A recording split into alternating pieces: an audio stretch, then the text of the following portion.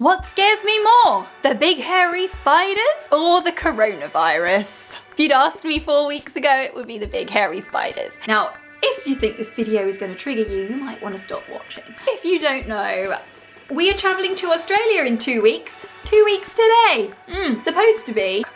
Unless you have been living under a rock, you will know that there is the outbreak of the coronavirus, which is going around the world. There's been a lot of scaremongering, there's lots of feelings and lots of facts and figures and this is right, that's wrong and all of this kind of jazz. Today, I'm just going to be talking about my feelings. I'm going to be answering your questions that you've been asking me about travelling. If you want to get any help, any advice, then please go and have a look on a government website. This is just all my own thoughts and opinions. I'm sure they're going to be wrong to some people. I'm sure they're going to upset some people. When you asked me your questions, I was reading through and let's just say, I made for an interesting read. And I was like, oh, I don't know if I want to make this video now. Yesterday we found out that Trump is going to be suspending flights from certain European countries into America. Schools are closing in Ireland. Football matches, they're saying gatherings of over 500 or 100 people are going to be postponed.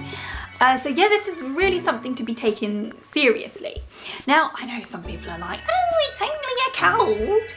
And then some people are like, oh my God. I was fine, but yesterday and today, not feeling so fine. But we're quite a laid-back family and we've just got to cross these bridges as and when they happen. It's 2 weeks.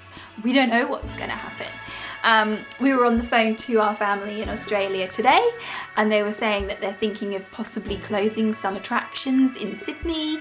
We want to go to Luna Park and they were like, well, if it's open. And also we want to go to the Easter show in Sydney and that might not go ahead.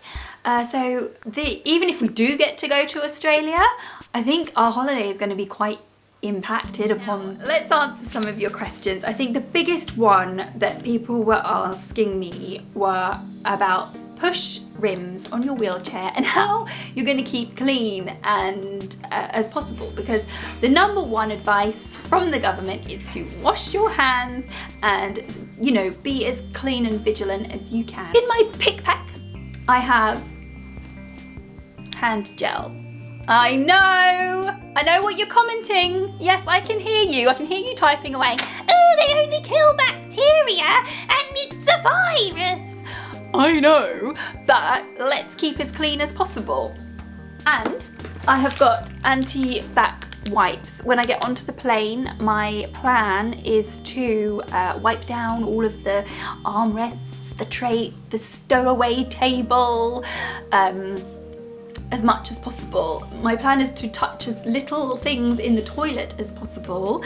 I'm kind of like that anyway. I don't know about you, but I'm a bit of an elbow flush person and I get a tissue and flush the toilet and use my elbow to open the toilet and that kind of thing. Anyway, because planes are on the whole really quite germy. I've looked on the Emirates website and they are taking extra precautions and they are doing deeper cleans than usual on the planes, which is quite reassuring to hear. On their website they do have a whole section related to the coronavirus, so that is quite reassuring and I'm checking that every day. Another thing that I'm doing is when I'm going out, which let's face it, is not often, is I'm using gloves. They're clean. As long as I put clean hands in them, then I'm touching my push rims with the gloves. Washing my hands before I eat, gel before I eat, really being quite conscious not to touch my eyes, nose and face. But to be honest, when we go out for days and things like that, I am quite conscious of that stuff anyway. And I'm always like, Daisy, oh no, because she bites her nails sometimes. I'm like, oh no, not when we're out. As soon as I come home, I wash my hands. But what happens? Obviously going to touch my push rims again, aren't I? Otherwise I'm not going to be able to get around. Ooh, itchy nose. So that one is a tricky one. I was preparing food and I was thinking, So the first thing that I'm going to do, which I'm not excited about, is I'm going to take these bad boys off. And I'll tell you why. There are lots of grooves, they pick up dirt. I think with the more surface area, they can harbour more bacteria, more germs, more viruses, more whatever. I think it's time for these guys to sadly come off. Now my wheelchair looks really naked, but I just feel that this is going to be a lot easier to keep clean. What I have found is this Dettol surface spray, and it kills 99.9% of bacteria and viruses. Corona, I'm not sure. I think this was invented before the coronavirus came along. As the government advice is, keep as clean as possible. Also got antibacterial wipes. I'm going to clean the push rims. Be very careful about what products you use, because they can affect the tyres and break down the rubber in the tyres. But in this situation, I'm not really worried about my tyres, do you know what I mean? I think my health is more important, other people's health is more important than my tyres right now. Now,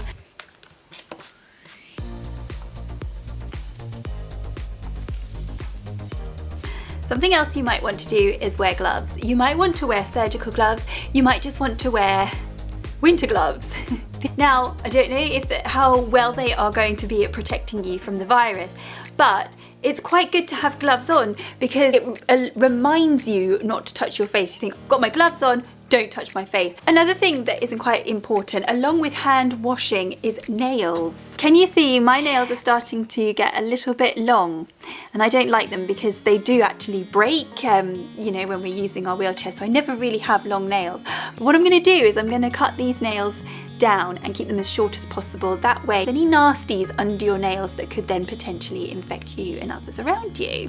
While I was editing, I remembered something else that I wanted to mention is you may want to swap your lip balms that are like this, where you have to dunk your finger in, for a lip balm where you don't touch it at all, and make sure to keep that nice and clean, or maybe not even use lip balm at all. Just a thought.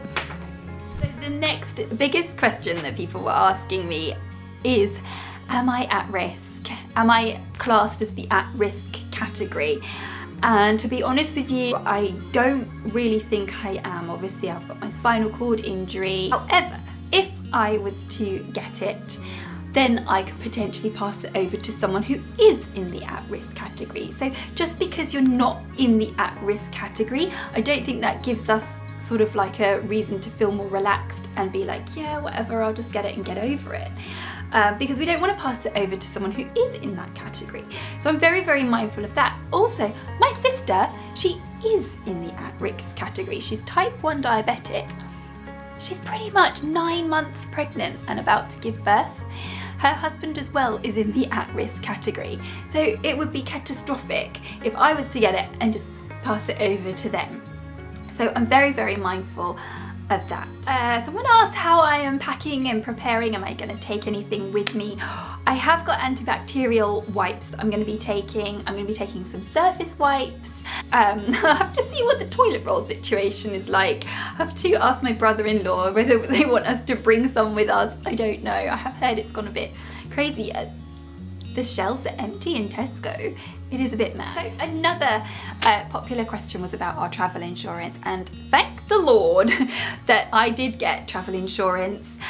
Always do. I had it sort of left over from when we went to Disney and LA, so I just needed to renew it. But yeah, I've always been very pro travel insurance because I've watched too many programs to scare me about these people who've had skiing accidents and all these things and having to fork out like hundreds of thousands of pounds, and it's been life-changing having to lose all that money. However, not 100% sure, but I don't think we'll be able to get all our money back. If the Foreign Office say, nah, you can't go, then we might not be able to get all of our money back because it doesn't cover the other named policyholder, the other named people on the policy, only the policy holder. But then if Emirates were to cancel our flights, Emirates would give us back all of our money, if that makes sense. I'm not 100% sure. I'm not an expert. This is what I understand, the best I understand it with my very, very dyslexic brain. But again, I'm not to worry too much because it might not happen.